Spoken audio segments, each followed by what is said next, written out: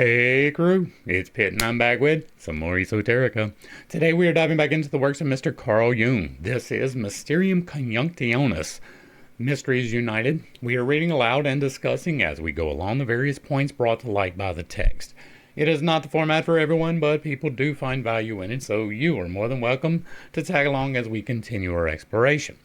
Before we begin, however, if you are unfamiliar with me, any of my unconventional beliefs, or if at any point in time I lose you in terminology or step on your toes, there will be several playlists linked in the corner above, in the box down below, along with the original source material, the link for my book where I teach you to do magic responsibly, and the link to contact me directly for either MBTI, tarot, or spiritual advice, so that you can get a better understanding of who I am and why I say the things that I do. Unfortunately, for those of you who watch on Rumble and BitChute, I don't have those playlists available. It is just too difficult to manage over there. They are not very user-friendly, and so you will have to search for the videos individually. I try to name them as I can remember them, but it is much easier to find them in the playlist on YouTube. With that being said, we are going to dive in and continue our exploration of Mysterium Coniunctionis with Chapter 1, Part 2, the Quaternio and the mediating role of Mercurius.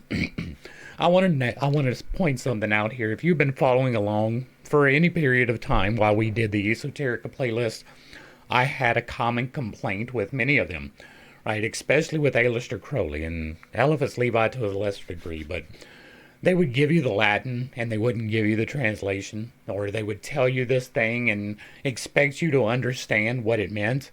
We do not have that problem here, right?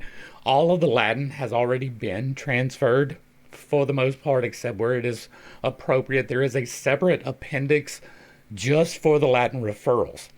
That is something that you can feel comfortable going back and exploring yourself. The link is provided down below. But I want to point out that that is for clarity's sake, and it should be the practice if you are going to write any of these books.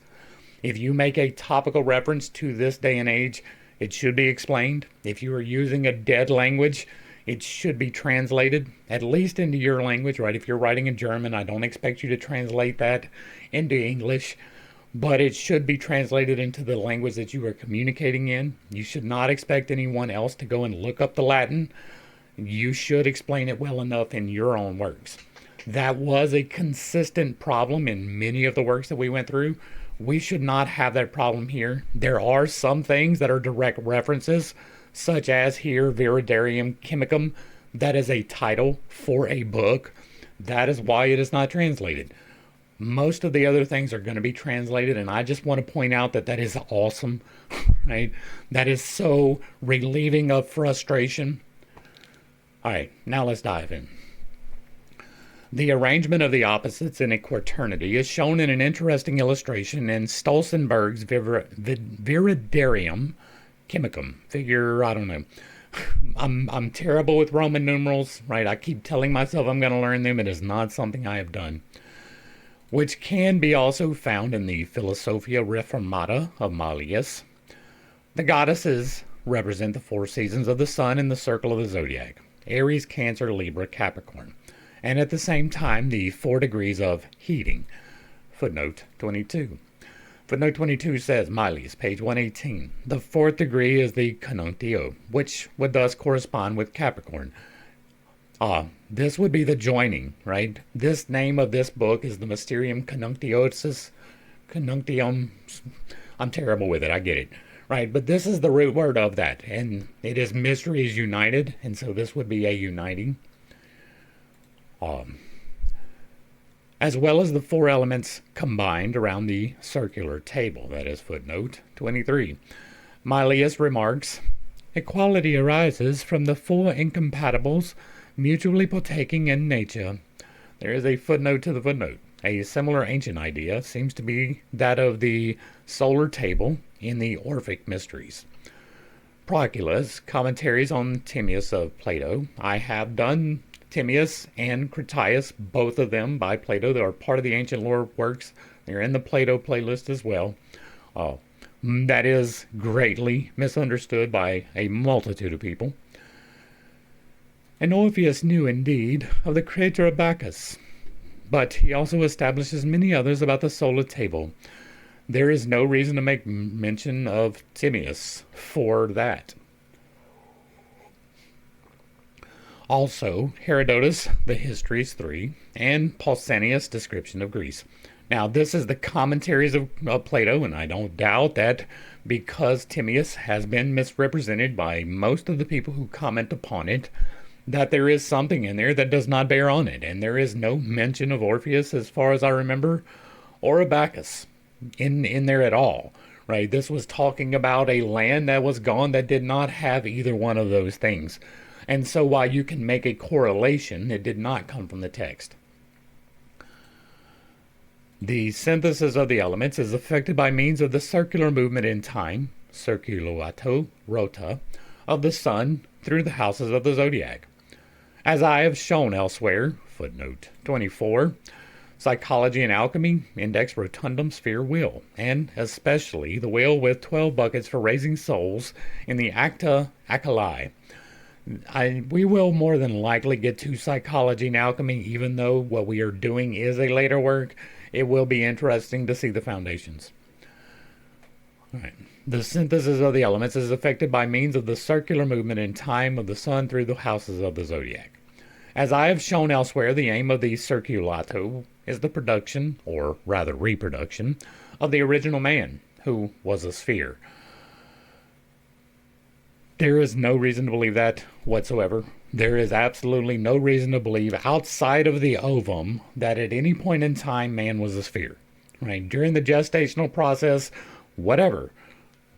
Being born, no. Now, that is with the full caveat that there is the external chakra, which fully encapsulates you and is a sphere. That can be this, but this is saying that original man was the sphere, and I disagree with that. Right? I disagree with the concept of original man straight off of the top, right? This is going back to Adam and Eve. That story is only an allegory. Perhaps I may mention in this connection a remarkable quotation from Mostaines in Abul Qasim, describing the intermediate position between two pairs of opposites constituting a Quaternio. Ostaines said, "Save me, O God, O my God, for I stand between two exalted brilliances known for their wickedness, and between two dim lights. Each of them has reached me, and I know not how to save myself from them. And it was said unto me, Go up to Agathodaimon and the great, and ask aid of him, and know that there is in thee somewhat of his nature which will never be corrupted. And when I ascended into the air, he said to me, Take the child of the bird which is mixed with the redness, and spread for the gold in its bed, which comes forth from the glass, and place in its vessel, whence it has no power to come out except when thou desirest, and leave it until its moistness has departed." Okay, so when I ascended, and this is obviously going to be allegory, right? Nobody actually ascended into the air except through meditative practices. That is a possibility. Spiritual experiences, that is a possibility. Physical reality, no. Nobody just levitated and went over there in physical corporeality. Did not happen. We have zero evidence that it has ever happened. Some people have been able to mimic the effect of that, but most of those have been emphatically disproven. The Agathodaimon is similar to God. It is the oversoul, right? Now, whether that is a one-to-one direct correlation, whatever, right? But it's close, right? It was the great. They refer to it as a demon, but the demon is not a Christian demon that is emphatically evil, right? That is entirely fabricated by that particular control system. There are other references to similar entities, right? Those entities do exist. They are not God. They have never been God. They are not co-equal to God. They do not stand even close to co-equal to God.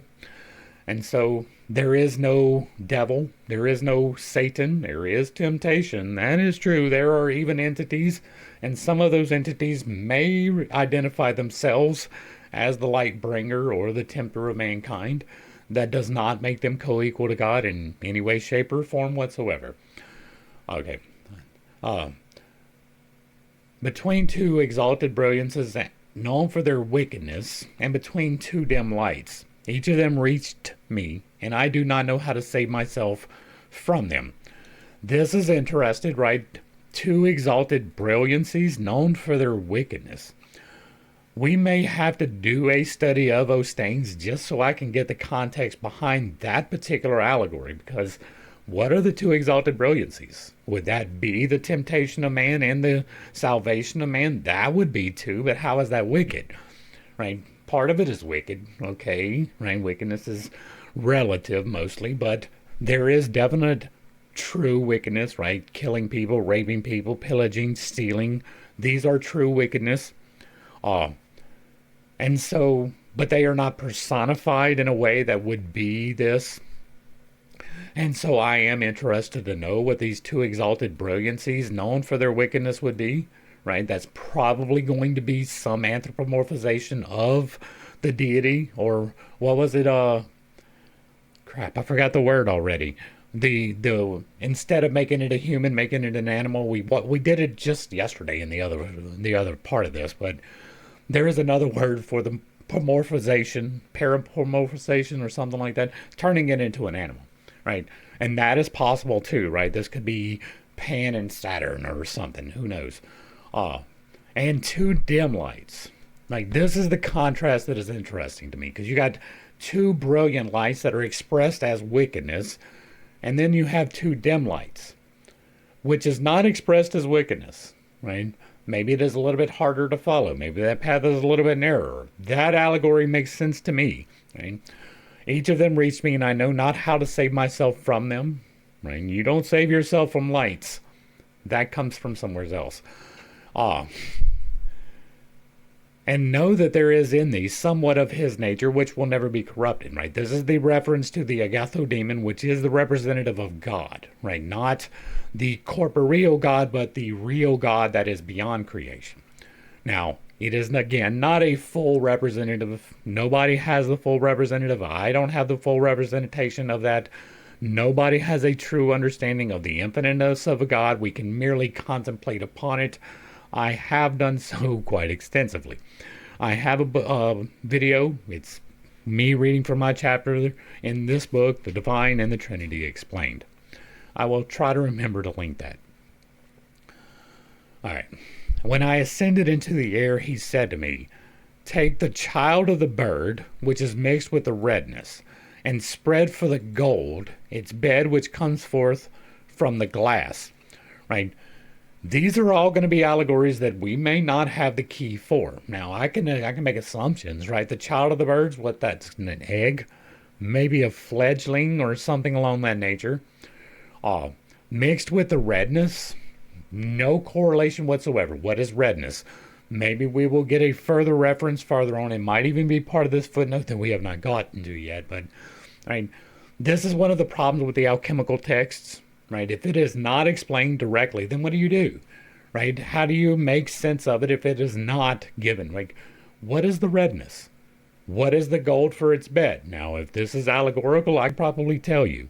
But if it is physical, then I cannot, right? Would redness be heat? That would make sense, but how do you know that?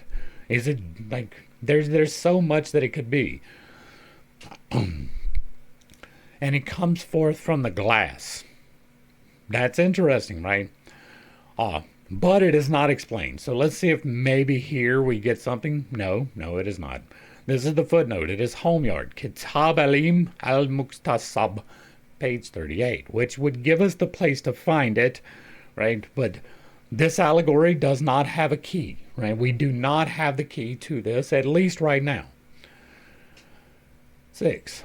The Quaternio, in this case, evidently consists of two malefici, Mars and Saturn. I got it part right. Just a guess. Mars is the ruler of Aries, Saturn of Capricorn. So that would be two fire signs, right? That would be two bright lights, maybe. The two dim lights would then be the feminine ones. The moon, the ruler of Cancer, and Venus, the ruler of Libra. Okay, so that is a direct reference to the 4 different fire signs. The opposites between which Osteen stands are thus: masculine, feminine on the one hand, good and evil on the other. The way he speaks of the four luminaries, he does not know how to save himself from them, suggests that he is subject to hieromening, the compulsion of the stars. You are not subject to a compulsion from the stars. That is, to a transconscious factor beyond the reach of human will. No. Just because you have free will, right? I just made a short this morning, right? It was just my this morning short. No one can force you to act outside of your will. They can tempt you to do so, but they cannot force you to do so. If it is against your will, you do not have to comply. There might be consequences for not complying. If someone tells you, bow down and worship my God, and you decide not to do that, it may end you, right? That is a possibility. That is definitely well within the realm of possibility, even to this day, right? Make a joke about Muhammad. Talk about how he was fucking kids, right? Somebody will pop up and try to take your head off.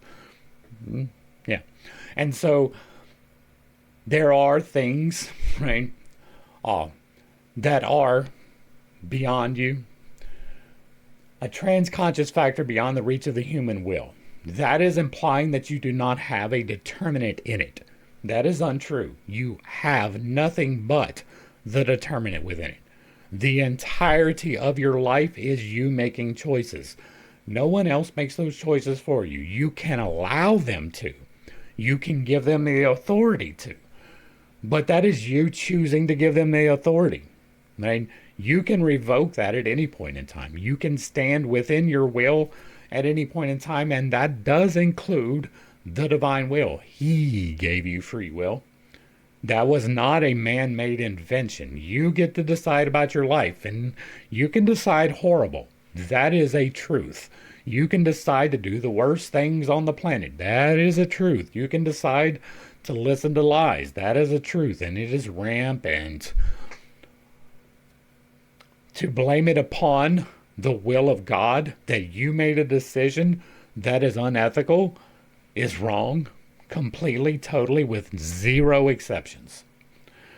You get to exercise free will exclusively, extensively in your life, up to and including whether you will choose to continue or end on your beliefs.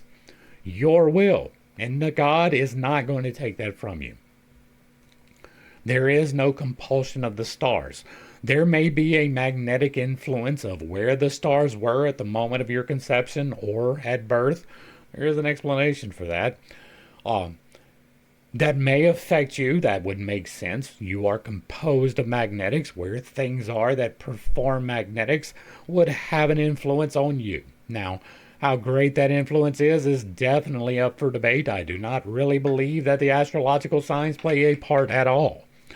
There is a confirmation bias that exists within the human species. And when we do is, I was born June 7th of 1977. That is not some hidden information. I've done a whole video with my birth chart, right? When and where I was born doesn't really matter. But if there are traits within Gemini that I want to identify with, that is exactly what is going to happen. And what you see in the traits of these 12 things, they are mostly admirable. They are mostly things that people would take upon themselves. And if somebody is telling you that you are brave because of the when you were born, you're going to roll with that. You're not going to dispute it, right? Or you're intelligent because you were born under this sign. Or you're diligent because you were born under this sign. I think that the stack makes a big difference in that. And it may be that the magnetics set the stack. That could be true. We have zero proof that that is true, and as a matter of fact, there is significant reason to believe that it is not true. You can take two Geminis, put them side by side that are separated only by distance, right? Born at the exact same time, on the exact same day, separated by 100 miles. So it's not even a significant difference. And there will be significant differences in the way that they act. That is directly controverting this, and that is on scale, right? That is a 1-to-1. There is no two Geminis who act exactly the same. There are no two Capricorns, no two Leos, no two Tauruses. Nobody acts exactly the same way somebody else does. There is no real predetermination in it. You may exhibit traits that you want to identify with yourself that are also identified with the zodiac sign, but you're probably not trying to take credit for the negative aspects of that, which are also present. In addition to that, many of them share the exact same qualities, right? How many braveries can you have in 12 signs? Where's the cowardice one? Right? If the stars really do make you brave, like a Leo, then where's the opposite? Where is the cowardice being attributed to the stars? It's not there because it is not positive, and nobody wants to attribute cowardice to themselves. Right? These are diametric opposites, and if one is going to create by magnetics this effect, then the opposite effect necessarily has to take place in another person. And it might, but we don't identify it at all. Right? These are major problems with astrology, and it is not even the major problems. Right? The drifting of the stars is a significant one that is not correctly taken into account in astrology. All right, back to the text. Apart from compulsion, the injurious effect of the 4 planets is due to the fact that each of them exerts its specific influence on man and makes him a diversity of persons, whereas he should be one. Footnote 26. The idea of uniting the many into one is found not only in alchemy, but also in origin. In Liber 1, Regula 1, Horn 1, there was one man. We who are still sinners cannot obtain the title of praise, for each of us is not one but many. See how he who thinks himself is not one, but seems to have as many personalities as he has moods, as also the scripture says, a fool is changed by the moon.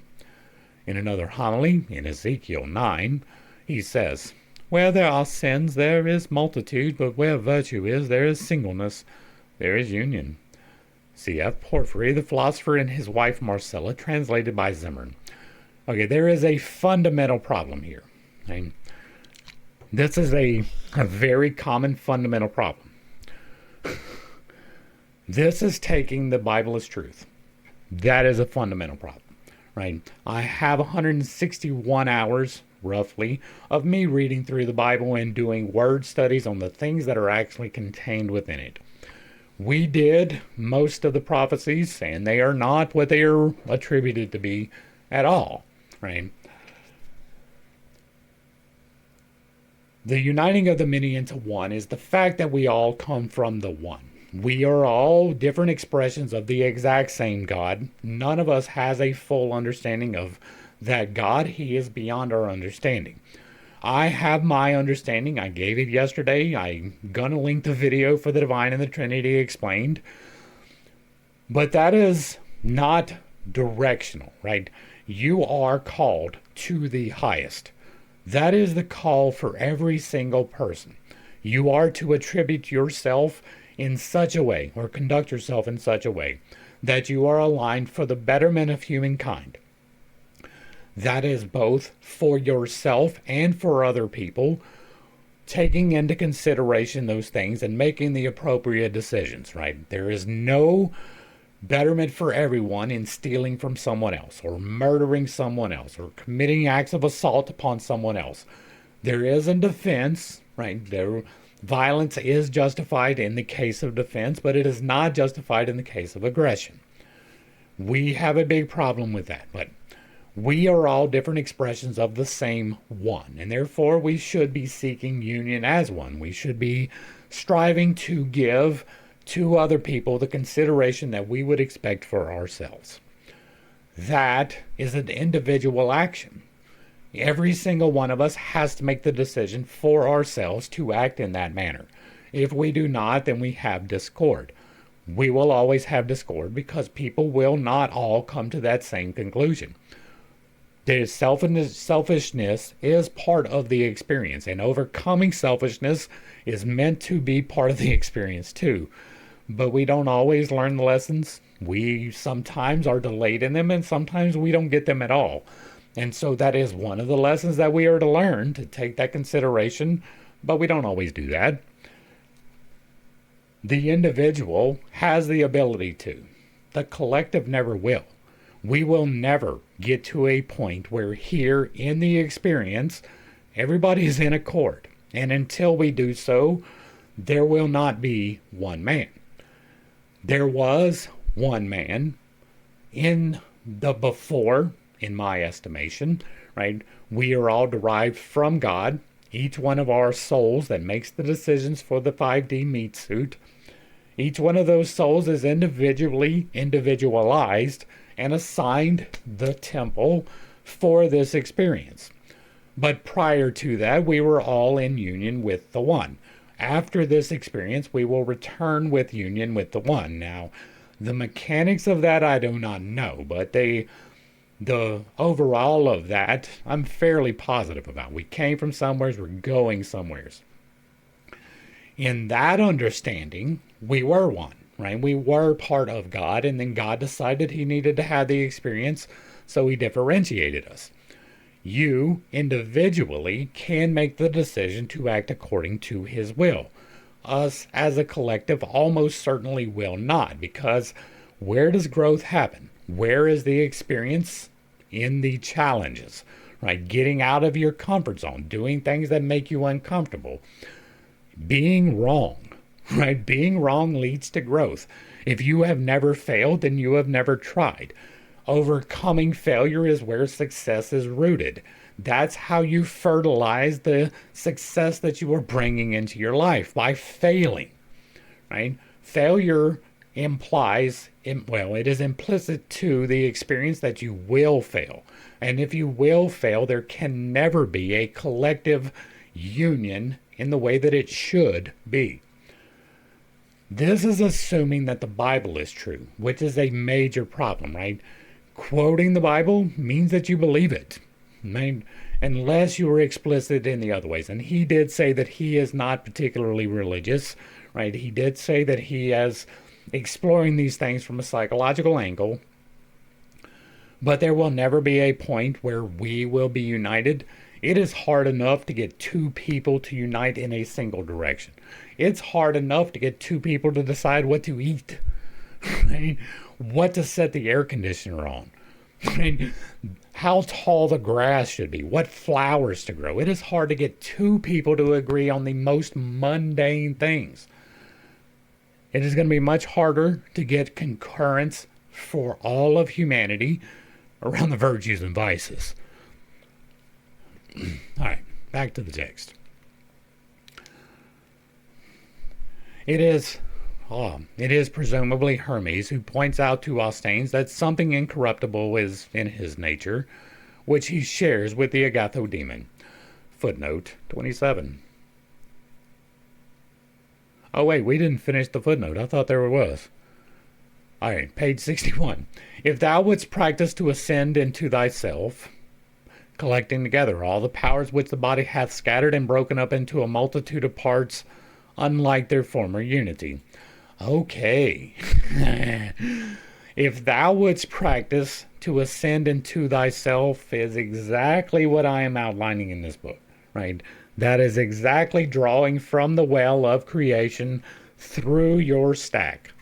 That ascending into thyself is exactly that. Now, there is also a descent, which is dismissed for most people. You need to do the balance. There is a positive and a negative energy. If you are only using one, you are doing it wrong. And as a matter of fact, if you were only using the bottom black one, that is going to be the negative feminine one, the receptive one.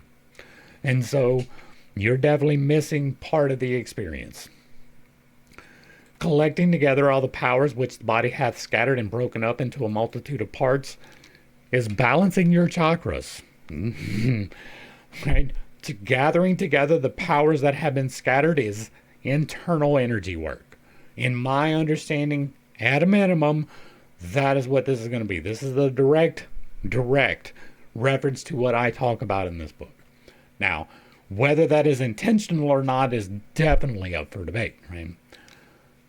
Likewise, the Gospel of Philip, cited from Epiphanius Panarium, I have taken knowledge, saith the soul, of myself, and have gathered myself together out of every quarter, and have not begotten, sown, children unto the ruler, but have rooted out his roots, and gathered together the members that were scattered abroad.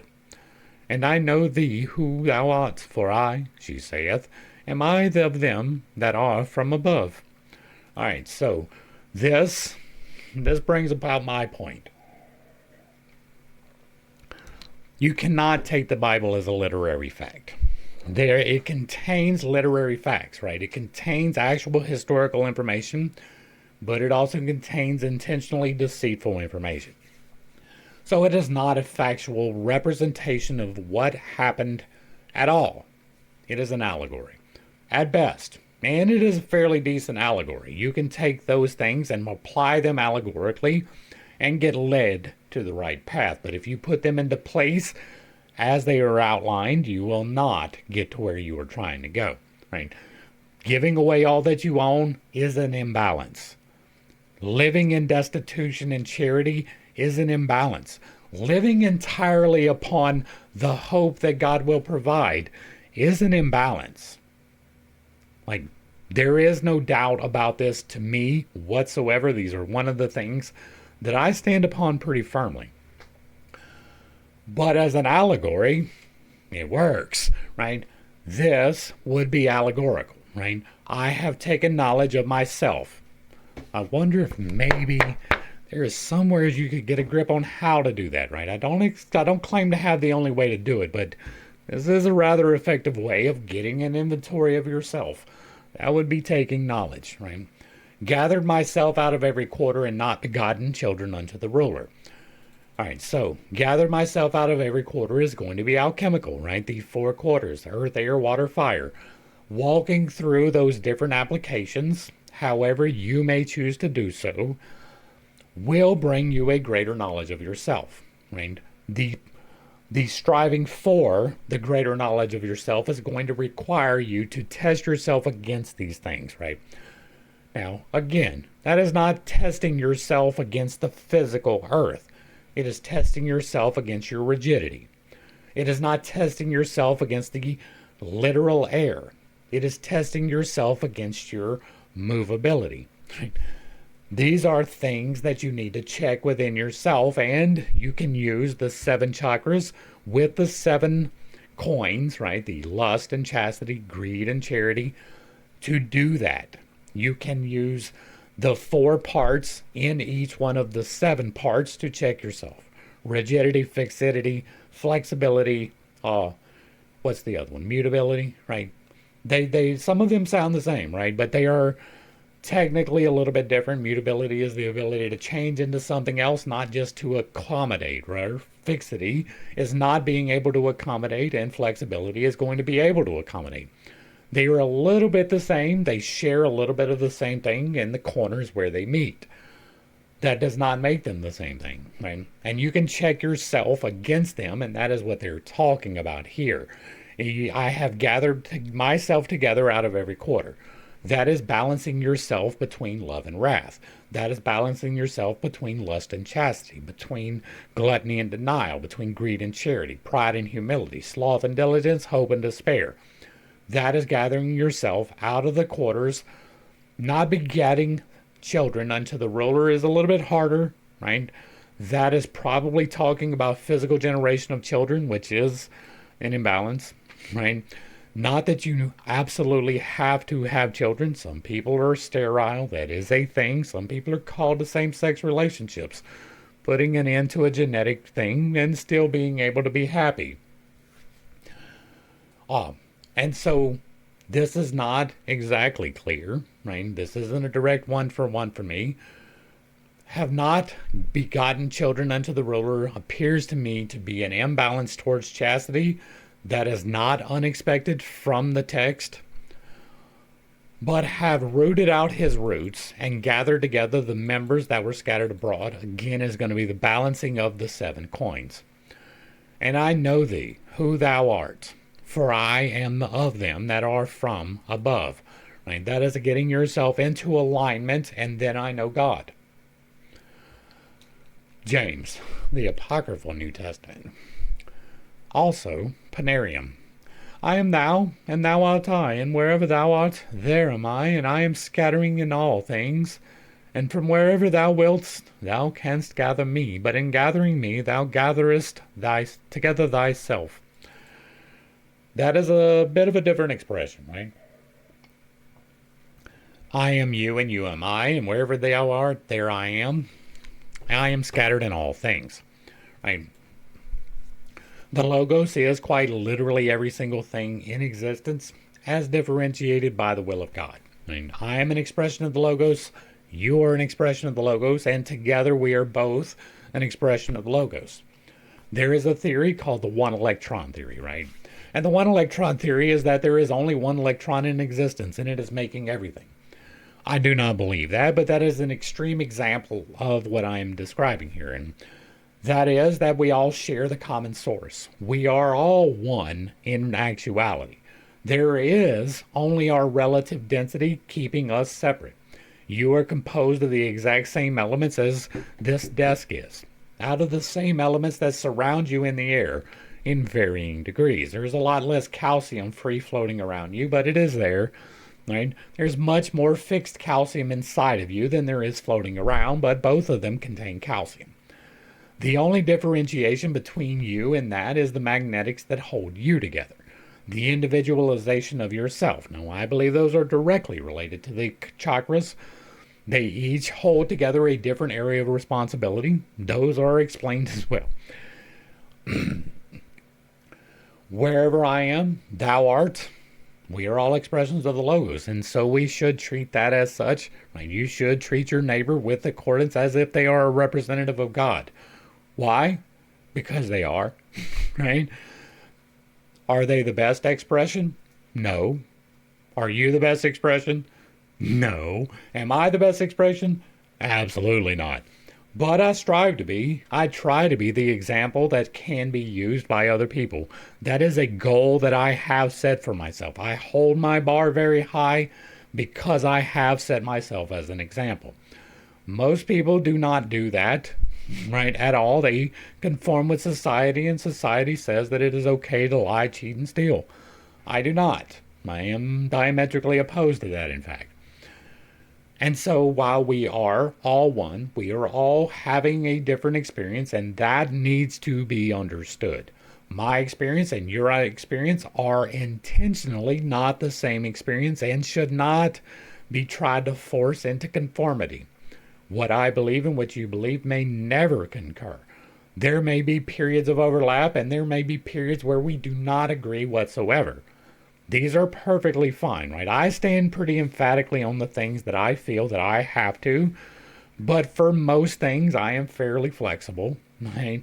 I will work around your feelings in most situations unless we are dealing with factuality, right? If you come to me, I'm going to be a little bit more brusque than it would be that if I went to you. The point being, right, try to treat everyone as though they are representative of God because they are. Right? God intentionally created them too. Their experience and your experience do not have to concur, but you should give respect, kindness, generosity, patience to everyone. All right. In gathering me, thou gathereth together thyself. The inner multiplicity of man reflects his microcosmic nature, which contains within it the stars and their astrological influences. And that is an assumption, right? We do not know that there is an astrological influence. Assuming that there is one of the problems with alchemy. Now, that is not to say that the representation of the qualities does not exist. It does. I just do not give a whole lot of credit to those planets actually doing it. Thus, Origin, in Lev Horn, Volume 2, says, Understand that thou hast within thyself herds of cattle, flocks of sheep, flocks of goats. Understand that the fowls of the air are also within thee. Marvel not if we say that these are within thee, but understand that thou thyself art another world in little, and hast within thee the sun and the moon, and also the stars. Thou seest that thou hast all of those things which the world hath. All right, so that is kind of true, right? You have within thyself herds of cattle, flocks of sheep, and flocks of goats. Not literally, right? You do not contain within yourself a flock of sheep or goats. Metaphorically, however, you do, right? You have a microbiome. Your gut contains all kinds of bacteria and viruses which break down the components that you eat, and they all play their part inside of you. That is little goats and little sheep, right? It is not, however, actual physical representations of those things. But you do contain within yourself a variety of things that keep you alive, and you don't even realize it. When you sleep at night, here's one that's really like, somebody's going to get upset, right? Somebody's going to get queasy stomach, but when you go to sleep at night, there are little mites that live in your eyelids, and they come out of your eyelids and they eat the things that are created by your sleep. The little incrustation that happens, like those little eye boogers that you get, that is a function of that. Right? And so there are all kinds of things like that. You have microbiome in your hair and on your skin and in your stomach and in a variety of other places. There are bacteria and viruses throughout the entirety of your body, and they help you to stay alive. Some of them can harm you, but most of them are there to keep you alive. A whole flock of sheep and goats. So you do indeed hold those things. You also hold them conceptually as ideas, right? Sheeps are the ability to be led. Goats are a little bit obstinate. These are held as icons of those things. And so you contain within yourself a flock of sheep, able to be led, but also flocks of goats, able to be a little bit obstinate and go to where you want. I mean, these are allegories and physical representations of science at exactly the same time. Now, some of this, though. Understand that thou art thyself another world in little. That is absolutely true. Right? Hast within thee the sun and the moon and also the stars is only allegory, right? Part of this is physical truth, part of this is allegorical truth. This is allegorically true. You do contain within you the exact same elements as the sun, the moon, and the stars. You are composed of stardust. Right? That is a very real thing. But people have taken that to mean that they are otherworldly, and that is not. Thou seest that thou hast all those things which the world hath. This was a Latin translation. That's what these asterisks mean. That you can go back. This, right, is explained in full in the appendix where it gives the Latin. The translations are what we are actually provided with. And Dorn, De Tenebris Contra Naturam, says, to the four less perfect planets in the heavens, there corresponds the four elements in our body. That is, earth to Saturn, water to Mercury, instead of the moon, see above, air to Venus, and fire to Mars. Of these, it is built up and it is weak on account of the imperfection of the parts.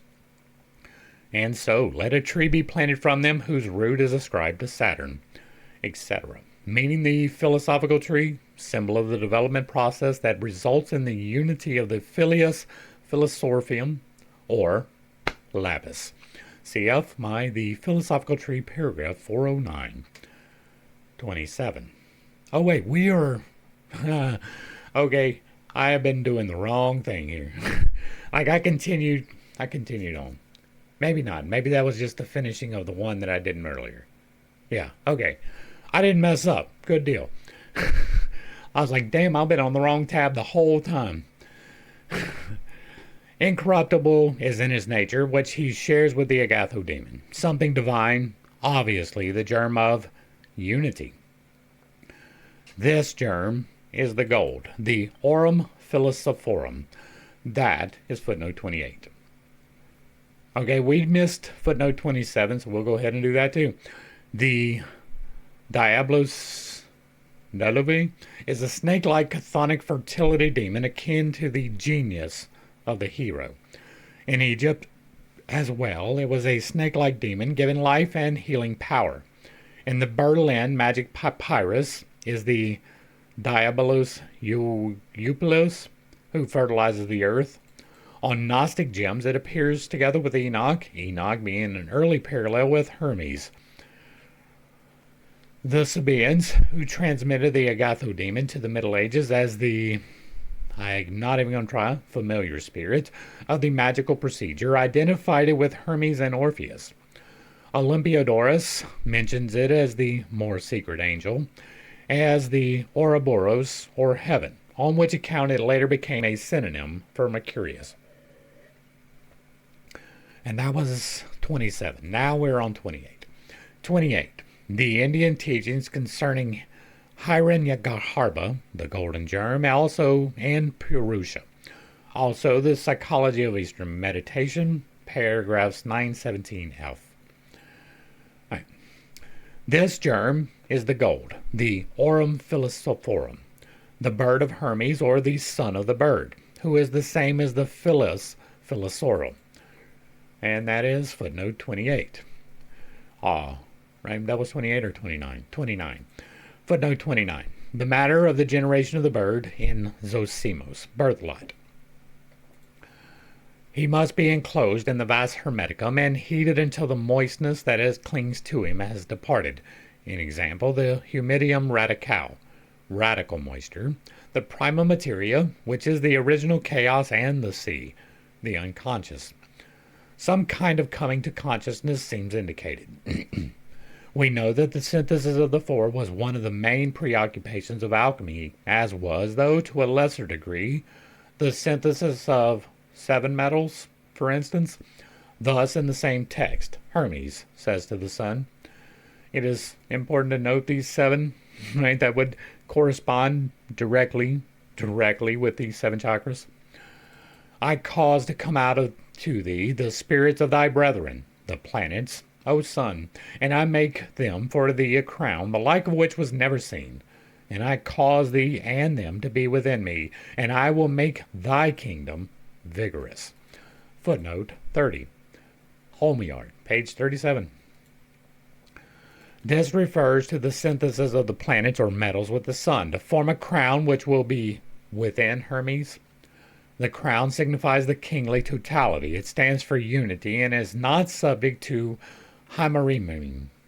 This reminds us of the 7 or 12 rayed crown of light which the Agathodaimon serpent wears on Gnostic gems. Footnote 31. Psychology and Alchemy, figures 203 and 5. And also the crown of wisdom in the Aura Consurgens, which is footnote 32. Von Franz, also Gutenberg, the crown of victory, calls the Terra Alba Foliata, the crown of victory, and Helio Carmina, the soul. On returning to the body, brings it a wreath of victory. On the Kabbalah, the highest Sephira, like the lowest, is called Cather, the crown. In Christian allegory, the crown signifies Christ's humanity. Really. Rabanus Morus, Allegory in Sacrum Scriptorum.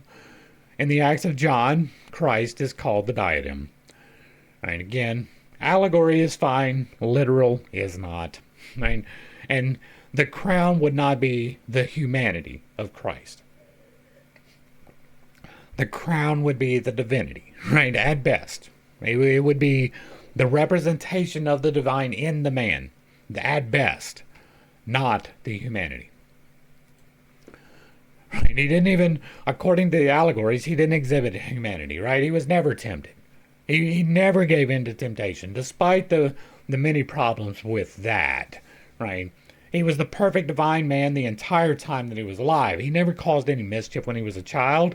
When he went missing, that was entirely explainable, right? There's no problem whatsoever with this Jewish man who grew up into adulthood and had a job at some point, and then went on a mission. And everybody listened to him in Jewish society, despite the fact that he was unmarried at 30 plus years of age. There is 0% chance that happened. In Jewish society, in order to be considered a man, you had to have a sexual relationship. Even if you had not yet generated children, that was the expectation of you. And until you were married, stable, providing for yourself, absolutely nobody would listen to you whatsoever. There is no reason to believe that Christ never had sex. None. He doesn't even tell you that. He tells you that it is better to be single, but there is a reason for that, right? It is much easier to stand in your convictions if you are not committed to someone who may not hold those convictions. Bringing even two into accordance is extraordinarily difficult. And so there is a reason why he said that. That does nothing to do with sin in a sexual relationship. As a matter of fact, when expelled from the garden, God specifically told people to go out and have sex. And then after the flood, he told them again, go out and have sex. How could you possibly believe that it is the will of God for you not to have sex? If you believe the Bible, right? I don't. And I still believe that you were supposed to have sex. Now, is that easy? No, it requires a great amount of self-work, right? All right, 7. In the Mysterium Coniunctionis, there is a similar Quaternio with the 4 qualities arranged as combinations of 2 contraries, cold and moist, which are not friendly to heat and dryness. Other Quaternions are, the stone is first an old man and in the end a youth, because the albedo comes at the beginning and the rubedo at the end. Alright, I missed that. Footnote 33. Ars Chemica. Footnote 34. Opusculum autoris ignuoti. The author is generally cited as Racis. Thy babe, O virgin, is an old man. He is the ancient of days and precedeth all time. This has absolutely nothing to do with a prophecy in the Bible. This is one of those things that I will continue to step on toes because this is not at all what the prophecy was. There was no prophecy of a virgin birth at all. There was a prophecy given specifically to a king from a prophet about a specific woman, and it came true. That is what happened in Isaiah. If you do not understand that, I have a playlist where we read through it, and I explain it to you in some extreme detail.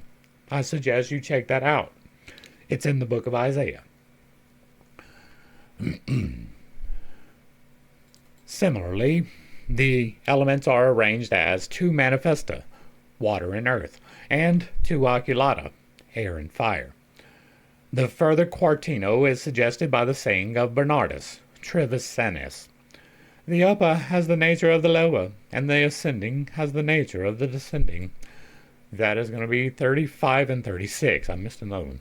Dorn in Physica Trismegisti, the division of the elements into 2 higher psychic elements and 2 lower somatic elements, goes back to Aristotle, and 36 is Liber de Alchemia. The following combination is from the Tractus Microcosm. In it, the Indian Ocean, are images of heaven and earth, of summer, autumn, winter, and spring, male and female. If thou callest this spiritual, what thou doest is probable. If corporeal, thou sayest the truth. If heavenly, thou liest not. If earthly, thou hast well spoken. Footnote 38. Theatrical Chemical 5, page 111. This treatise, Mercurius, is undoubtedly old and probably of Arabic origin. The same saying is quoted by Milvexendius Bonus Pretoria Margus Nov. In the Turba, he is called Myrnifindius. Alright, now this is, right, in the Indian Ocean are images of heaven and earth. That was 37. Did we read 37? C is a synonym for prima materia. That absolutely makes sense. Okay, so in the prima materia, the Indian Ocean, are images of heaven and earth, of summer, autumn, winter, and spring, male and female. This is all true, right? You contain both masculine and feminine traits.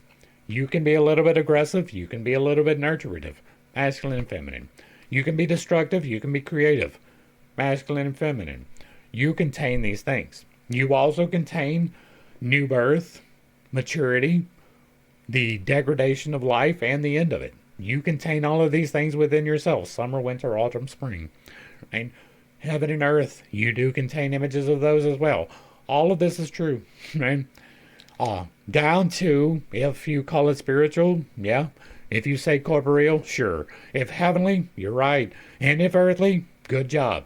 That is all true. There is no real separation. Here, we are dealing with a double Quaternio, having the structure shown in the diagram on page 10. Hey, look, we got a diagram. Celeste is heaven, spiritual, corporeal, terrestrial. And in there, in the celestial, you have the Astas. And then, between corporeal and celestial, you have the masculine. I'm assuming, oh no, there's the feminine over here. Alright, so in the corporeal, you have autumn, which is the degradation, I guess. Terra is going to be earth, and that is between corporeal and hyams.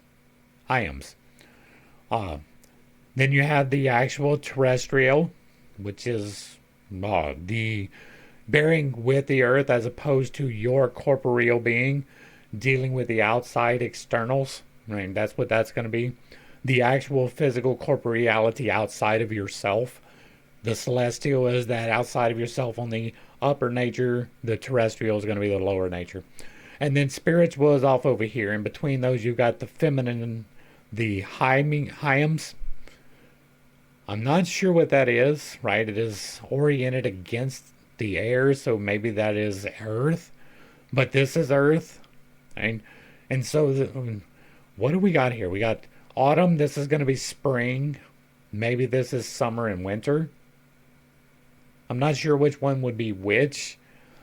Anyway, colium is heart, right? That is the heart of the matter, colium. And so that is between the spiritual and the celestial. And then between the spiritual and the terrestrial, you have feminine. All right.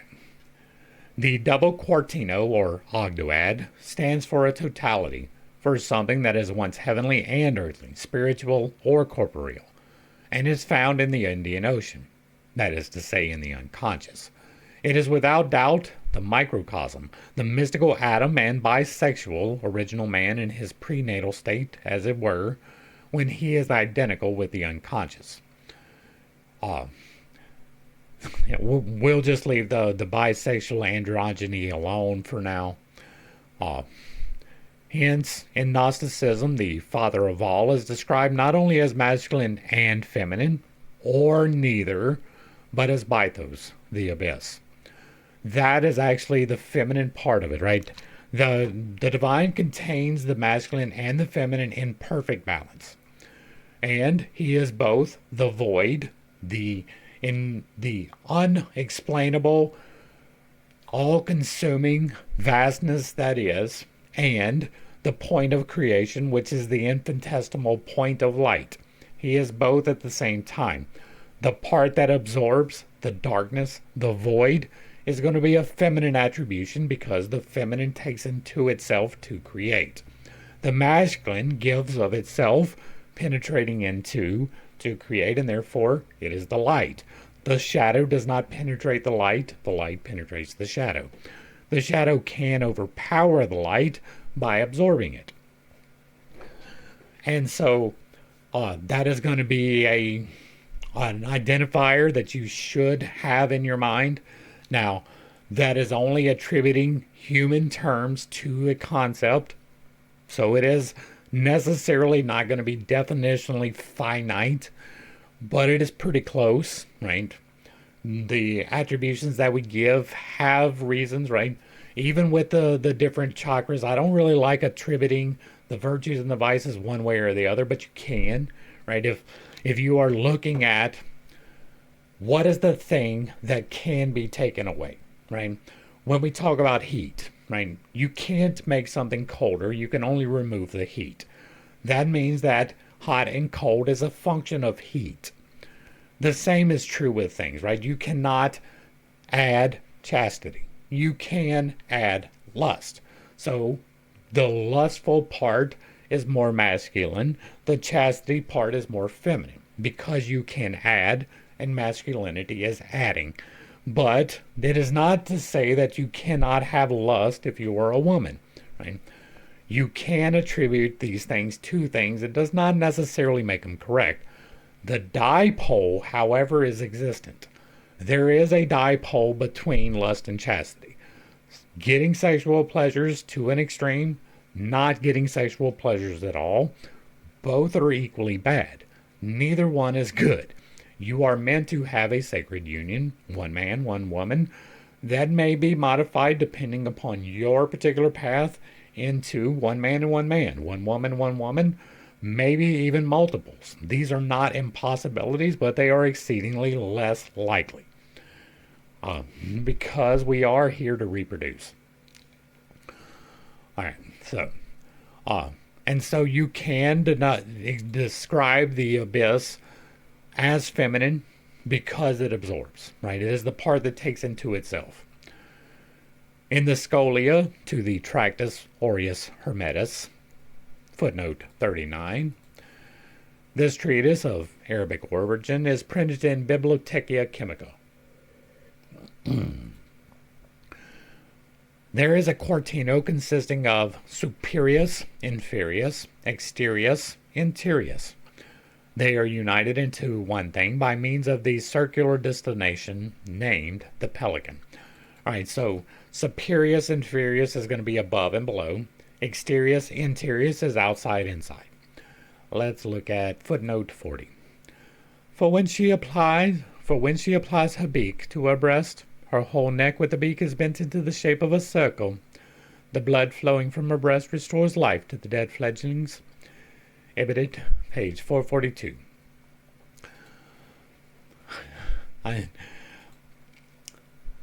Never mind. It's just an allegory. It's fine. Let all be one in one circle or vessel. For this vessel is the true philosophical Pelican, nor is any other to be sought after in all the world. The text gives the following diagram.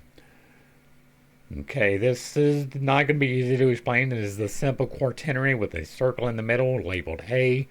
The left side is labeled FG in the quarters, but the right side of the quarters is not. The directions are C, D, E, and B. All right, so I think if you're just listening, that's why I'm telling you this. We're about to get an explanation. B, C, D, and E represents the outside. A is the inside, external, internal, as if it were the origin and source from which the other letters flow, and likewise the final goal to which they flow back. Not a disagreeable. 41. That is from Ibid. FG stands for above and below. Together, the letters A, B, C, D, E, F, G clearly signify the hidden magical septenary. The central point, then see, hold on now. This is incomplete. You cannot, just because you want to use the number 7 is not a reason to use the number 7. There should be 9 here, not 7. This is an incomplete designation. It works for a partial explanation, but if you're trying to say that this explains the septenary, that is entirely wrong. All right. The central point A, the origin and goal, the great ocean or great sea, is also called a circle exegesis, very small circle, and a mediator making peace between the enemies or elements that they may love one another and meet in an embrace. Footnote 42.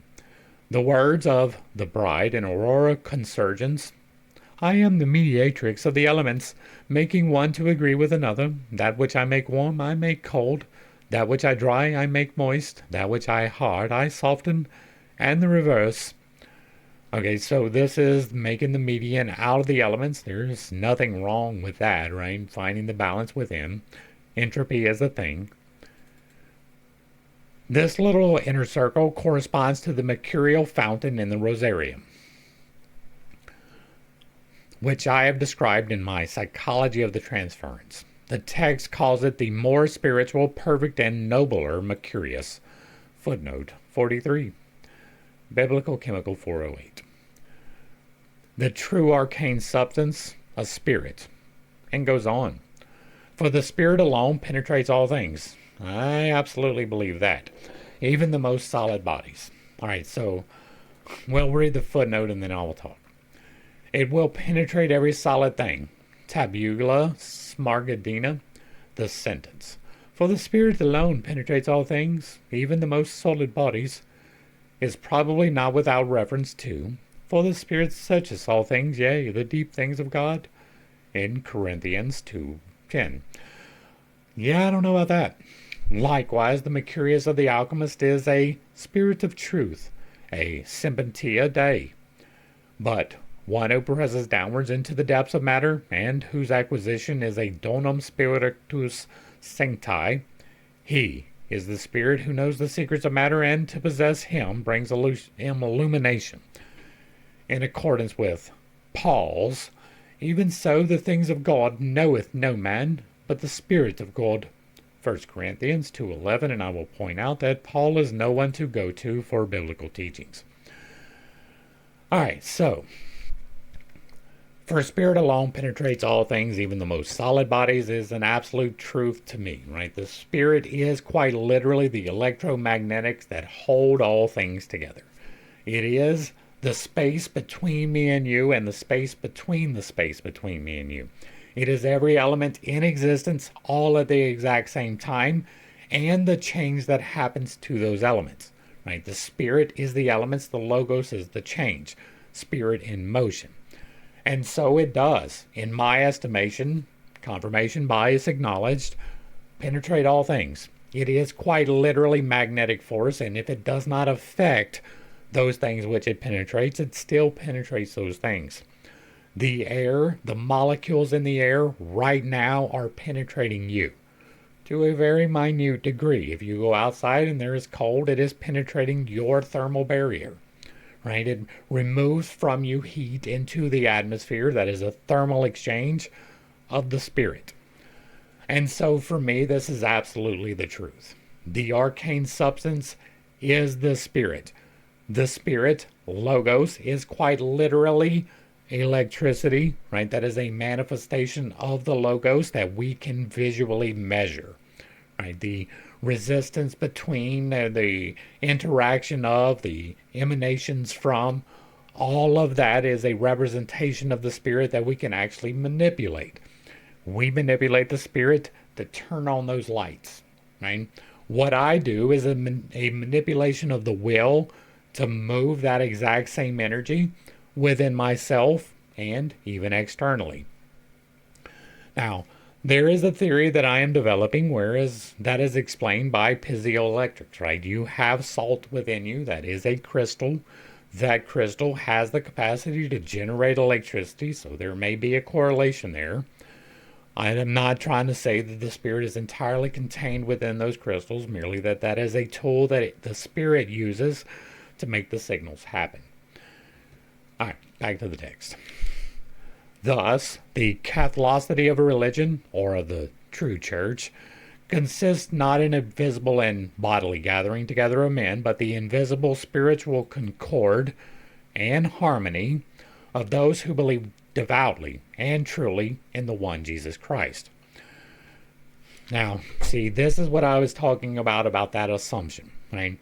Mr. Jung was not what he considered a religious man, but his foundational instruction was in the Bible. And so it is natural to take that as an authority. There is no reason to, right? There is no reason to believe that Jesus ever existed. I know that's going to set somebody off, but even if he did exist, his actions have been misrepresented. That is evident by the contradiction in those actions contained within the four Gospels. There are contradictions. Between that and, remember I just said Paul is no one to listen to? Most of what we take from the New Testament came from Paul, but Paul never met Jesus Christ. He had a spiritual experience which he attributed to Jesus Christ. That is not necessarily the same thing. That could have been the Spirit of Jesus coming back. That could have been a demon tempting him into something different. We do not know. He did not know. That is empirical. This is empirical. He never once met Jesus Christ. He never once studied with a man. He was, in fact, in direct contention with everyone who ever did. Every single one of the actual people who ever actually met Jesus, studied at his feet, and went out to teach was in opposition of the doctrine of Paul. But yet, Paul is the main contributor to the New Testament. I wonder if there may be some coincidence there. There is no coincidence. There is only coincidence. Coincidence is brought together by the coordinator of coincidence. There is something to be pulled from that. Paul gave you Gnostic teachings wrapped in Christianity. Whoever attaches himself to a particular church outside this King of Kings, who alone is the shepherd of the true spiritual church, is a sectarian, a schismatic, and a heretic. I am a sectarian, a schismatic, and a heretic. I serve the King of Kings. I serve the one true God to the best of my ability through my understanding of spirit. Right? I act at the direction of spirit. I concord myself in accordance with my understanding of spirit, and it has absolutely nothing to do with Jesus Christ. Jesus had some very good teachings that came from somewhere else. Much like Proverbs was not Solomon being wise, but instead gathering the wisdom of other people, which is wise in a way, but it was not his sayings that became the Proverbs, not Psalms, right? That was him collecting the wisdom of other people. It tells you right there in the book. It was not him being wise, contemplating these things and writing them down. Right? That is the same problem. Right? Jesus came and he had a teaching, and it is not what is presented in Christianity. He never asserted himself as a representative directly of the one true God. What he told you, right, was that he was representing God, right? I'm not saying that he didn't. What I'm saying is that he was pointing everyone back to God. When they asked him how to pray, he said, "Our Father who art in heaven." He never once said to pray in Jesus' name.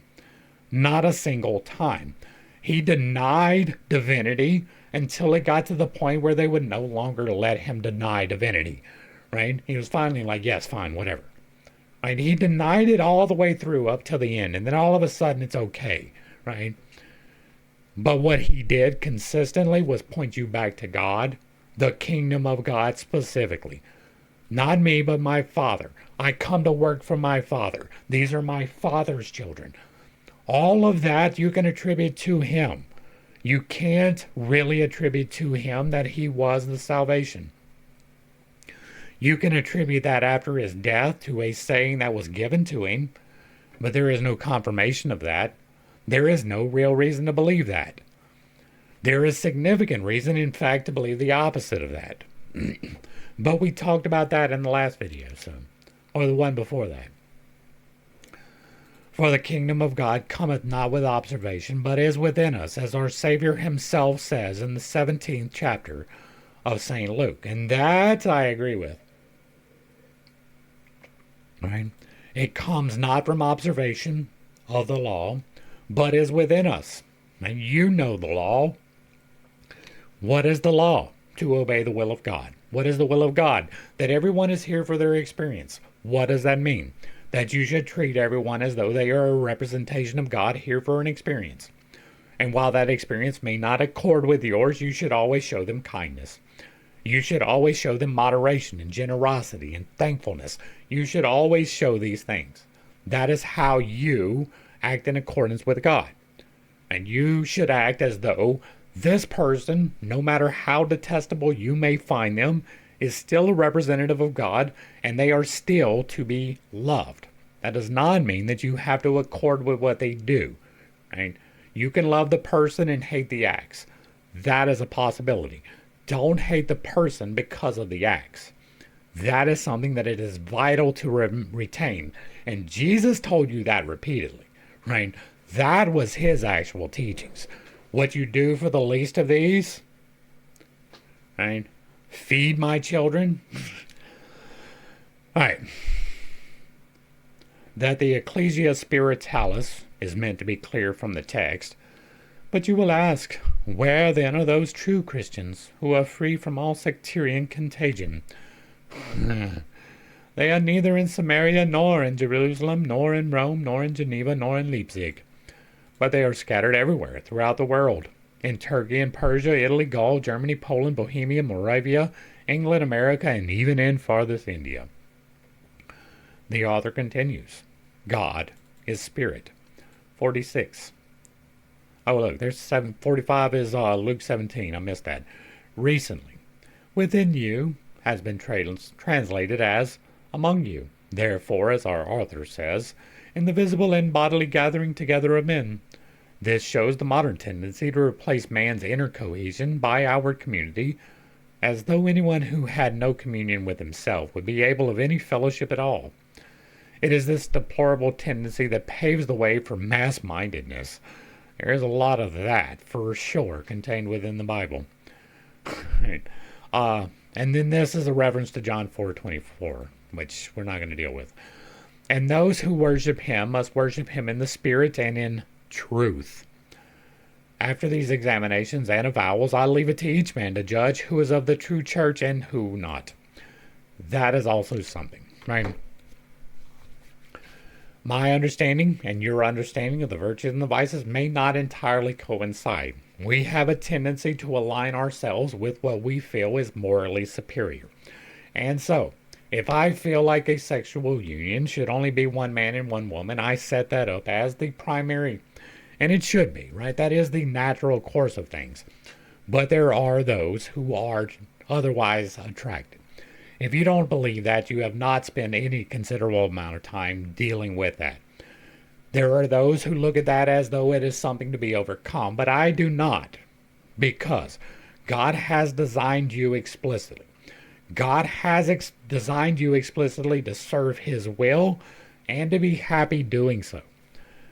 There is no point of serving God's will, which is denying your true self. Now, sexual deviation is a very real thing. The temptation to partake in sexual deviation is also a very real thing.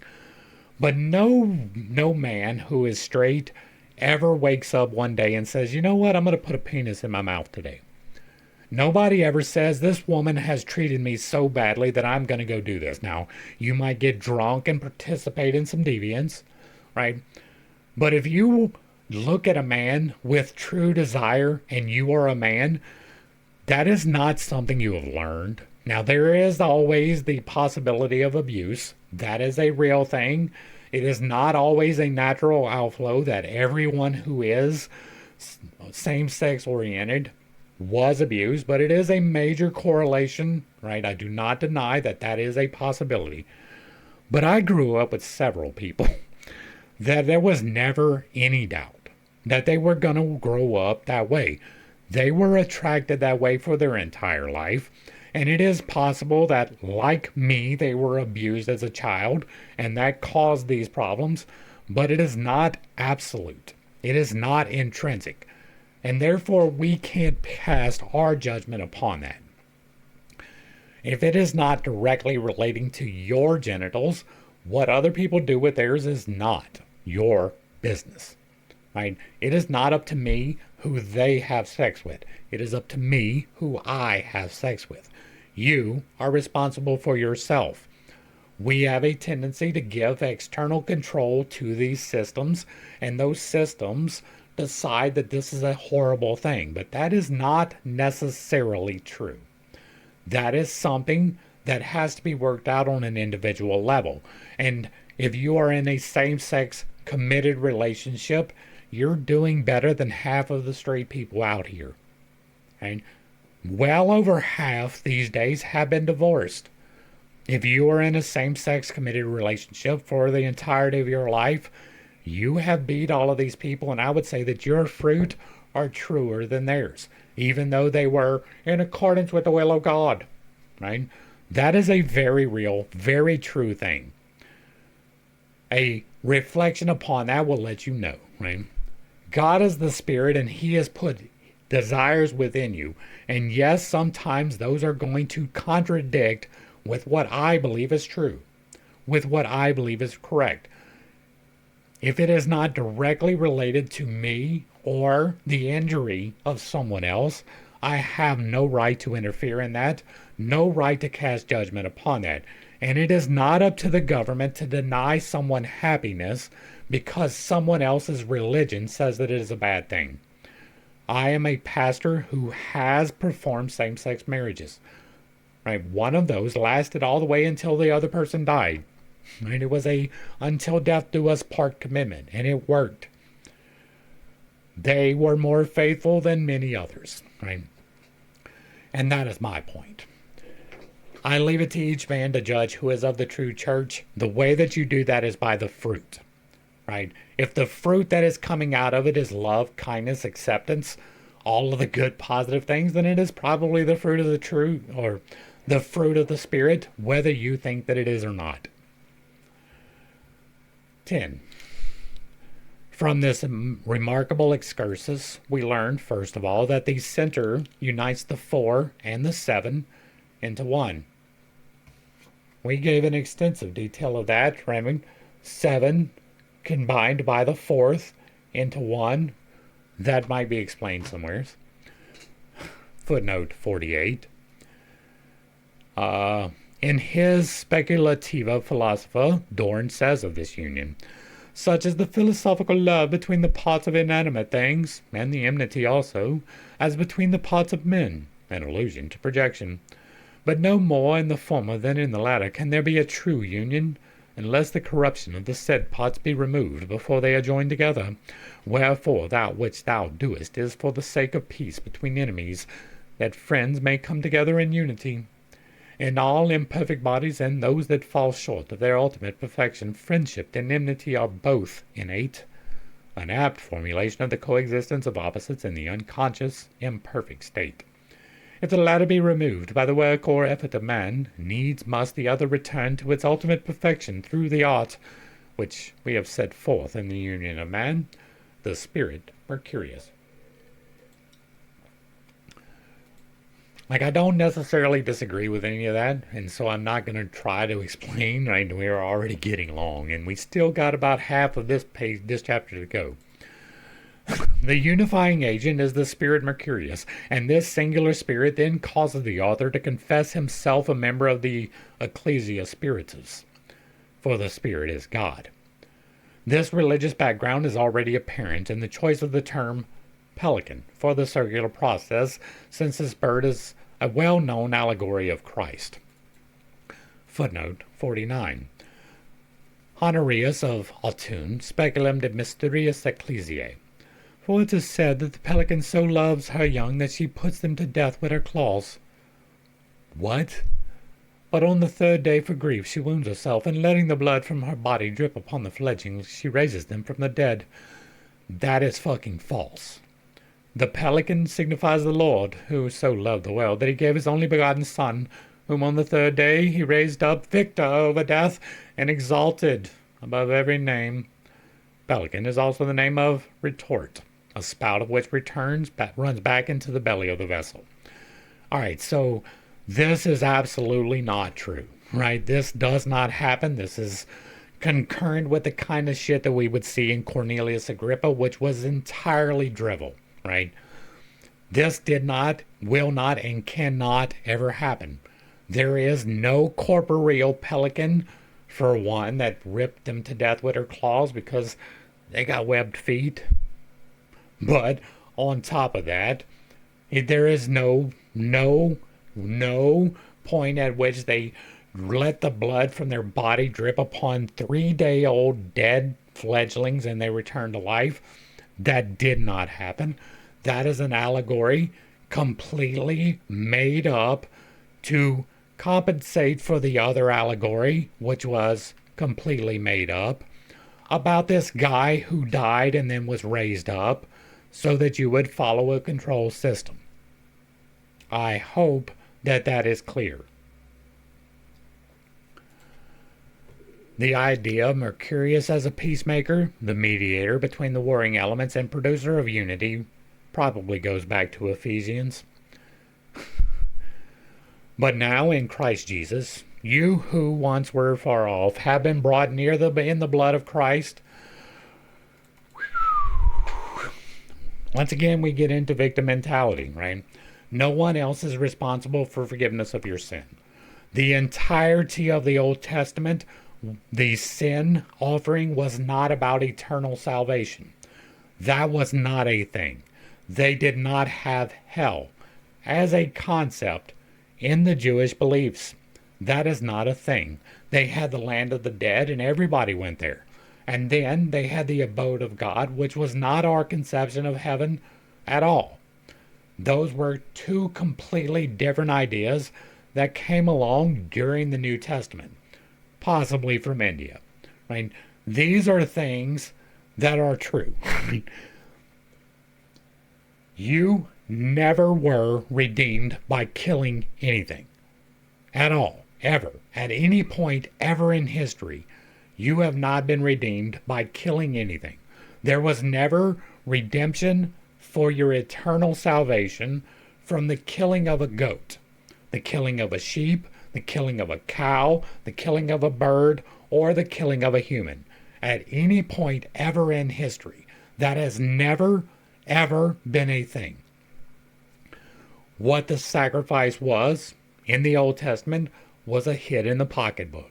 You spend your efforts raising this animal with the full expectation that this is going to be dinner. But you messed up. You committed an iniquity. Maybe you picked up sticks on the wrong day. And instead of getting hit in the head with stones until you quit breathing, which is the law, you went to the temple, to the priest with a cow, and you made atonement. Right? It was a hit in the pocketbook. It was never at any point about you being saved. Ever. No condemnation to eternal lake of fire at all. That is completely made up. This is an extension of that error. That was an error. Completely, totally, fully erroneous. That does not mean that there was not positivity that came out of it, but it cannot be fully positive because it is based upon an error. There was never a need for a physical sacrifice for the forgiveness of sin. That is explicitly explained in almost every chapter in the Old Testament.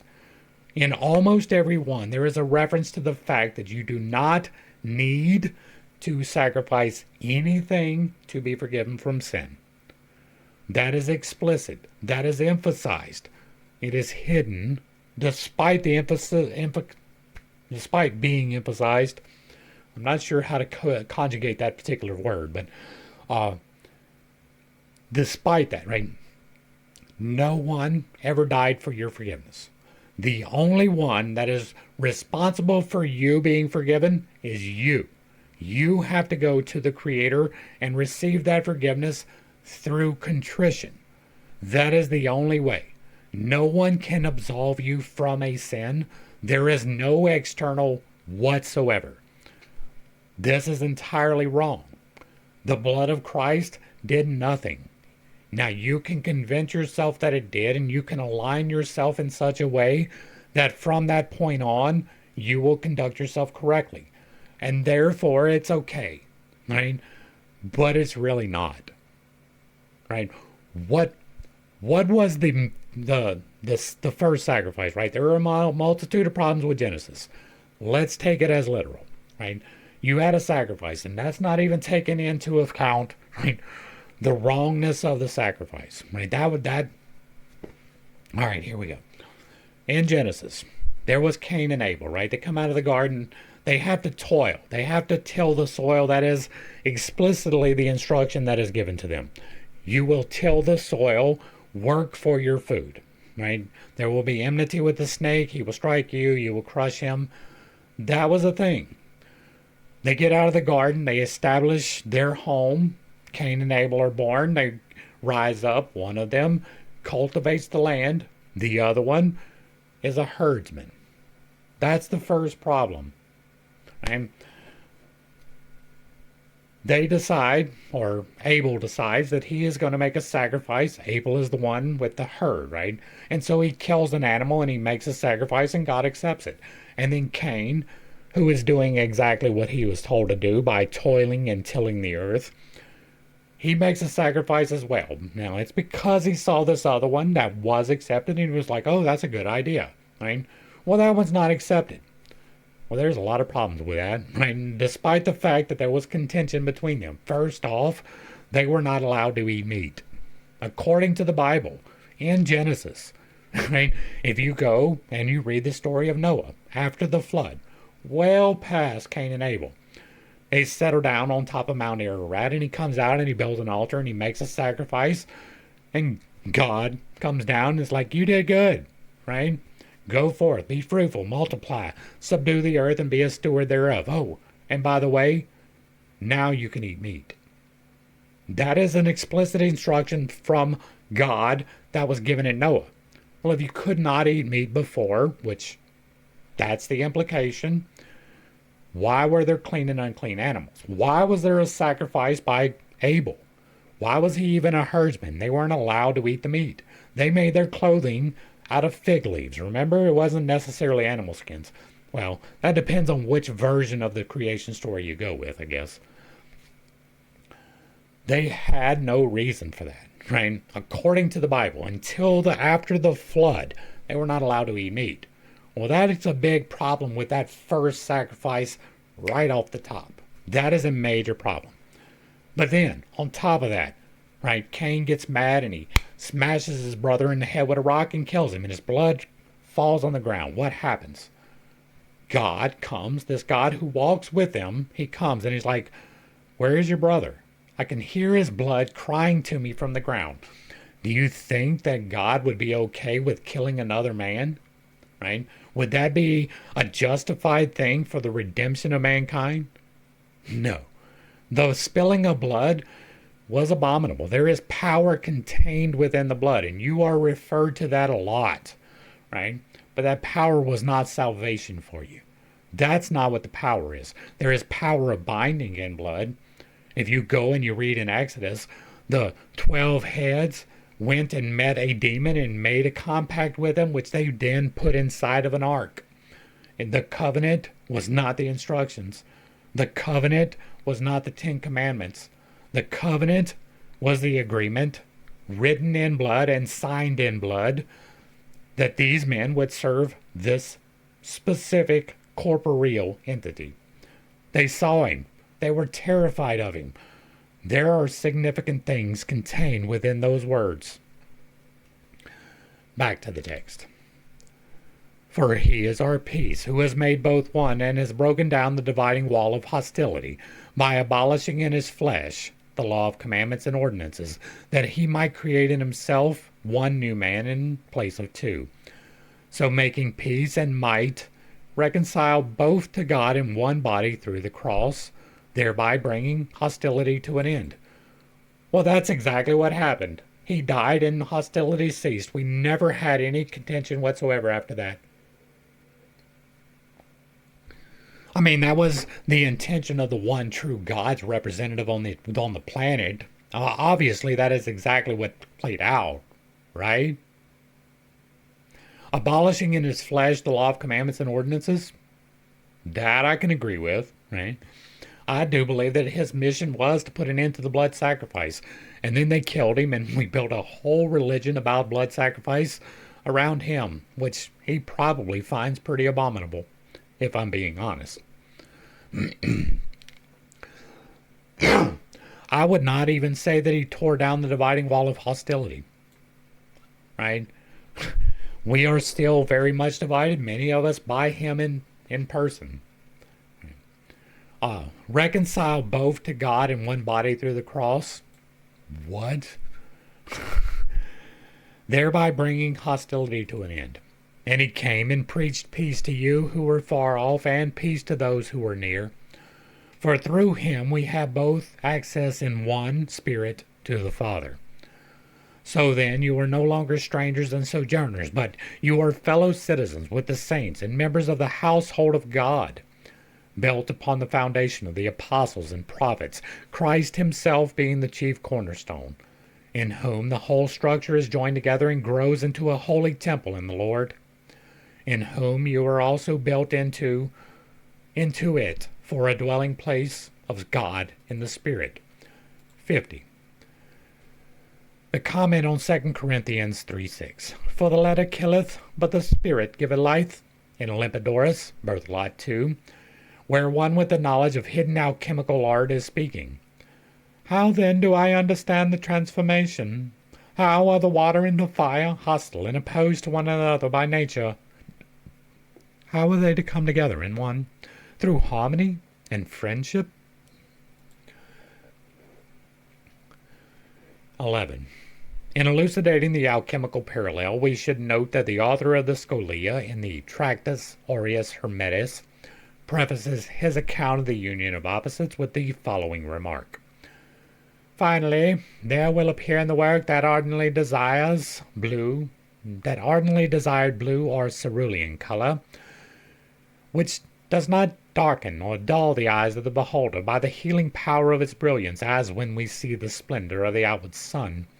Rather does it sharpen and strengthen them, nor does he, Mercurius, slay a man with his glance like the basilisk, but by the shedding of his own blood he calls back those who are near to death and restores to them, unimpaired, their former life, like the Pelican. Footnote 51. Bibliochemical. Alright, so finally there will appear in the work that ardently desired blue or cerulean color, which does not darken or dull the eyes of the beholder by the healing power of its brilliance. That is interesting. There is a spectrum of colors. I attribute the spectrum of colors directly to the corresponding chakras. They begin with red on the bottom and they end with violet, right? Indigo. Violet. Indigo is the third eye. Violet is at the crown. And there is not a great deal of difference in the shading between violet and indigo, right? As a matter of fact, the violet is almost imperceptible to most people. Most people are going to mistake the violet for indigo or even blue, right? That is a misunderstanding of frequency, and there is definitely something to be learned from frequency. But this blue being near to invisible, right? There is a spectrum and it exists beyond the chakras. We exist within a current between what looks to be 220 and 440. That is our approximate wavelength. We hear within a certain sound range, we see within a certain sound range, but there are vibrations outside of those, right? There is infrared, which exists below the visible spectrum of red, and there is ultraviolet, which exists above the visible spectrum of violet. There is an intermediate vibratory pattern between light and sound, but sound is a continuation of the same pattern in a slightly different way.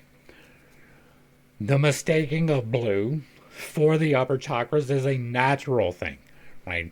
The designation only comes through the greater understanding, the lens of history, the understanding of science that we have actually lets us know that yes, there are 4 fairly firm divisions. They are divided by wavelengths for a reason. There are 7, but they blend into each other as the wavelength varies. Just like you have true notes and then you have sharps and flats in between the true notes, right? The same thing is true with colors. The true notes are the important ones, and they are not just the primaries, but also the contraries, right? Red, blue, and yellow, but also green, orange, and violet, or purple. This, to me, is going to be, finally, there will appear in the work that ardently desired blue or cerulean, right? Cerulean is close to violet. It is a much darker blue. And so this to me is going to represent the crown, which is the balance point before you reach this, right? But once you reach this, there is a point at which you will observe things differently, right? I talk about the stack in the book. I talk about how to flex your various chakras in the book, and that triggers something within you, and that trigger is kind of an altered reality. The things distort. There is a definite shift in perception that happens. And part of that is this, right? Part of that is a shading that happens to reality, and it can reflect this. I wanted to point that out because that is definitely a thing, right? This reminds me of that. That is confirmation bias speaking. That is me seeking the confirmation in something else. But it is even probable. All right, now, this slay a man with his glance like the basilisk, the shedding of his own blood, he calls back those who are near death. This part is definitely not true. This part, right, there is a certain amount of intentionality that can affect outside of yourself. No one should be practicing this, but it is in the realm of possibility to direct your will in such a way that you can stop someone else's heart. You will almost certainly not achieve that. And it is a step, part of the process, but by the time you get to the process, you are not even remotely interested in doing that part. And so it is in the realm of possibility, but it is not something that I ever conceive of myself practicing. Right? But the shedding of his own blood to call back to those that are near death is going to be wrong. Shedding of blood is wrong.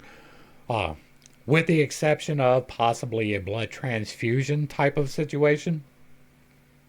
Right? That is giving of yourself in an unselfish way so that someone else can thrive. That's going to be okay. That is not sacrificing blood so that you are forgiven. That is never okay. Mercurius is conceived as spiritual blood. Footnote 52. The aqua permanens, whose power is the spiritual blood, that is, the tincture. For the body incorporates the spirit through the tincture of the blood. For all that has spirit also has blood. Yeah, that is one of the reasons why it is so terrible to spill it. The quotations come from the Turba and from the book Al-Habib. For the Greek alchemist, gold was the red blood of silver. Also Philo questions in Genesis. But blood is the essence of the sensible and vital spirit, for he says in another place, Leviticus 17:14, the spirit of all flesh is its blood. Cf. Lysingen, the Heilige Geist. Mercurius is conceived as spiritual blood on the analogy of the blood of Christ. In Ephesians, those who are separated are brought near in the blood of Christ.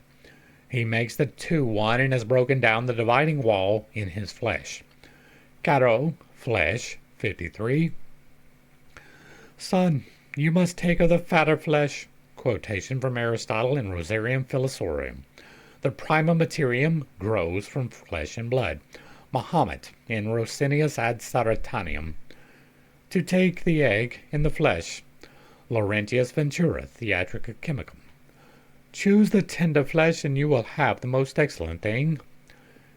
Flesh and blood correspond to the inward and hidden fire. From Theatrical Chemicum. For the patristic view, see Augustine questions in Heptacuum. Perhaps he who was delivered for our transgressions, Christ, is signified by the flesh at evening. Or not. In Ephesians, those who are separated are brought near in the blood of Christ. He makes the two one and has broken down the dividing wall in his flesh. Caro, flesh, is a synonym for the prima materia and hence for Mercurius. The one is a new man. He reconciles the two in one body. Footnote 54. Enigmata Philosophica. And then take the glass vessel with the bride and bridegroom and cast them into the furnace and cause them to be roasted for 3 days, and then they will be two in one flesh. Two in one body, an idea which is figuratively represented in alchemy as the two-headed hermaphrodite.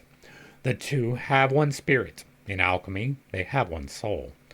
Further, the lapis is frequently compared to Christ as the lapis angularis, cornerstone, 55. 55 is, as Christ in the Holy Scriptures is called the stone rejected by the builders. There's a problem with that prophecy too. So also doth the same befall the stone of the wise, epilogus or thelai. And if that is confusing to you, I refer you again to the prophecies. As we know, the temple built upon the foundation of the saints inspired in the Shepherd of Hermas, a vision of the great building into which human beings, streaming from the four quarters, inserted themselves as living stones, melting into it without seam. Footnote 56. The Shepherd of Hermas. Okay. All right. The church is built upon the rock that gave Peter his name. I will refer you to the pitcast for the last 5 weeks, where we have been definitely reviewing the meanings behind the words of the alphabet of the Jewish people. But also, it is important to note that the rock upon which the church was built was not Peter. It was not. It was Paul. Paul was the rock upon which the church was built. Paul was the foundation from which all of the doctrines was derived. I mean, not the actual acts of Jesus; those are the recorded, right? But the actual letters to the epistles to the various places, the explanation of the doctrine is mainly Paul. There is not, right? I believe we have maybe one reference to Peter directly outside of the Gospels, right? He's in Acts. Acts is kind of contained with it. But like, he is not the writer of any of these. Now, it is debatable whether he could write, but there is also the fact that most of the Gospels, at least, are 150 years. The earliest attribution that we can give is 100 years, but most probably 150 years after the death of Christ, which would mean that none of them actually wrote it. But the rock was definitely not Peter, right? That is definitely a misinterpretation of things. And again, I refer you to the pitcast where Jason explains it a little bit better than I do. Right now, that is not a one-for-one. My interpretation of this being wrong and his interpretation of it being wrong are different. His interpretation is based upon the fact that Jesus was teaching the letters to the people, and the things that are explained by the letters. All right, 12. In addition, we learn from the Scholia that the circle and the hermetic vessel are one and the same, with the results that the mandala, which we find so often in the drawings of our patients, correspond to the vessel of transformation. Here is something that I'm going to talk about that I don't know that I have anywhere else. Right? It might be in some of the videos, I don't know. The mandala, right? The mandala is the flower of life unfolding. That's a good way of explaining it. It is a repeating pattern that happens. It can change, but most of them contain the Vesica Pisces. The things that I see when I am altering reality, right? When I put myself into the state of releasing the dimethyltryptamine within myself, from myself, not externally, the state that is induced allows me to see in reality, right, with my eyes open, not closed, a mandala effect, right? Not a Mandela effect, a mandala effect. The effect of a mandala surrounding me in 3D space, unfolding in real time. That is what I see in the experience. That is what I manipulate with the electromagnetics. The way that those things are configured is part of what I do in the manifestation process. And so to me, this makes absolute sense, right? Even why people who are patients with psychic problems are going to have a tendency to draw those. There is a reason, right? Those overlapping of waves create foundations. Consequently, the usual quaternary structure of the mandala would coincide with the alchemist Quaternio of opposites. Footnote 57. Cf. My, a study in the process of individuation. We will probably get to that one as well. Lastly, there is an interesting statement that an Ecclesia Spiritualis is above all creeds and owing allegiance solely to Christ, the Anthropos, is the real aim of the alchemist endeavors. I would doubt that. Whereas the treatise of Hermes is, comparatively speaking, very old, and in place of the Christian Anthropos mystery, 58, C.F. Schweitzer's view of Christian concepts as late Jewish eschatology contains a peculiar paraphrase of it, or rather its antique parallel. Footnote 59. The text is in Psychology and Alchemy. The Scholia cannot be dated earlier than the beginning of the 17th century. Footnote 60. And that is going to be what would appear to be the first edition of the Scholia, dated 1610, was published in Leipzig under the title Hermetis Trismegesti Tractus, Variorius de Lapidis Philosophicae Secreto, cum Scholiis Dominiciae Gnosae MD. The Scholia are also printed in Theatrica Chemica, but there the author is said to be anonymous. The author seems to have been a Paracelsus physician. Mercurius corresponds to the Holy Ghost as well as to the Anthropos. He is, as Gerhard says, the true hermaphroditic atom and microcosm. Now, as the Holy Ghost, as we have explained, there cannot be a personification. You can look at Mercury as being the electrical agent, that is fine. Attributing it to an actual deity, not fine. Right? And attributing it to any singular person ever in history, not good. The Holy Ghost and the Logos are quite literally the exact same thing. There is no differentiation other than terminology. And so, there was no personification of the Holy Ghost at all. It is not the aim of the alchemist endeavors to give creed and alliance solely to Christ. That was something that they had to say, but that was not what their goal actually was. Especially since you can consider that alchemy predates Christ significantly. Alchemy exists in the Muslim world, right? Even concurrent with today, but definitely even then, right? Once Islam was created, right? Once they pulled that whole cloth out of Christianity and Judaism and Islam or no, Hinduism, right? Taking all of those traditions and creating a new one, which is what happened. Muhammad created that whole cloth out of other people's beliefs. Outside of that, right? They are not seeking Christ. Now, you can believe that they are, right? You can believe that Christ is the end goal. That does not make it so, right? You can believe that the understanding of Christ is the end goal. And while that is a little bit closer to truth, it is not necessarily true as well. I am an alchemist. I have done alchemy. Not physical alchemy outside of myself with chemicals. Mental, spiritual alchemy that has nothing to do with Jesus Christ. Does it align with his teachings? Yes.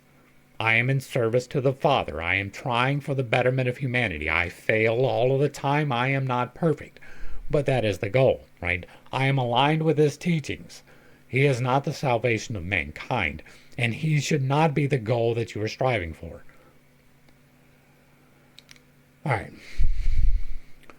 Our Mercurius is therefore that same microcosm who contains within him the perfections, virtues, and powers of soul, in the dual sense of sun and gold, and who goes through the streets, Bythos, and houses of all the planets, and in his regeneration has obtained the power of above and below. Wherefore he is likened to their marriage, as is evident from the white and red that are conjoined in him. The sages have affirmed in their wisdom that all creatures are to be brought into one united substance. 61. Dorn, Contraries, Paracelsus Chemicae. Now that one substance is going to be the plasma. The prima materia is the plasma. The prima materia is the Holy Spirit, is the Logos. That is the spirit from which we are constituted, and the substance from which we are constituted, and to which we will return, and it is all one. Accordingly, Mercurius, in the crude form of the prima materia, is in a very truth the original man disseminated through the physical world, and in his sublimated form, he is that reconstituted totality. Footnote 62. In Auroria Consurgens, also, the atom composed of the four elements is contrasted with the atom from pure elements, who, as the concluding sentence shows, is produced by the circulation of the four elements. Altogether, he is very like the Redeemer of the Basilidians, who mounts upwards through the planetary spheres, conquering them or robbing them of their power. You did not actually go to the actual spheres. There are spheres within yourself. There is an ascending order. There are colors and sounds associated with it. There are 7 of them, internal. The remark that he contains the powers of soul reminds us of the above-mentioned passage in Abu Qasim, where Hermes says that he unites the sun and the planets and causes them to be within him as a crown. Just saying. This may be the origin of the designation of the lapis as the crown of victory. 63. Graturalis variae alchemicae. The power of above and below refers to that ancient authority, the Tabulus Margidina, which is of Alexandrian origin. Alexandria is in Egypt, also the origin of the Gospels. 64. He receives the power of the higher and lower things. So shall you have the glory of the whole world. Tabulus Margidina. Besides this, our text contains allusions to the Song of Songs. Through the streets and houses of the planets, recall Song of Songs 3:2. I will go about the city and the streets, and in the broad ways I will seek him whom my soul loveth. Footnote 65. Aurora Consurgens. The white and red of Mercurius refers to 5 to 10. That is an interesting ratio. That is a 1 to 2. My beloved is white and ruddy. He is likened to the matrimonium or conjunctio. That is to say, he is this marriage on account of his androgynous form. And that is going to bring us to the end of section 2. Hopefully I brought a little bit of enlightenment and not too much confusion to a series of somewhat difficult topics. I understand I hold some unconventional beliefs, and I do have a tendency to step on toes when I relay those. It is not intentional, but I do not apologize for it because the differentiation is important. I feel like everything that I spoke about was important enough to speak about. I feel like I have explained them well enough. I'm not going to try here. We're already almost at 2 hours, which is a lot longer than I thought it would take. And if you think this one is long, the next one is more, right? I may have to wind up doing section 3 in 2 parts because it's like 20 pages by itself. And so, if you like what I'm doing over here, let me know down below. Give me a like, a share, a follow, throw me a comment. Whether you agree or disagree with anything that was stated, put it in the box down below. And if it remains respectful, it gets to remain up. If you really like what I'm doing over here, hit me with that super thanks. Consider joining for a membership, picking up a copy of my book where I teach you to live life and do magic responsibly, or consider consulting me directly for tarot, MBTI, or just general advice and discussion. The links are provided down below. To the crew, thanks for hanging out. I appreciate every single minute that you are here with me, and I am praying for you every single day. Until next time, I love you. God loves you. You are perfect, whole, and complete, just the way that you are. And this has been Pitt's Take. Peace.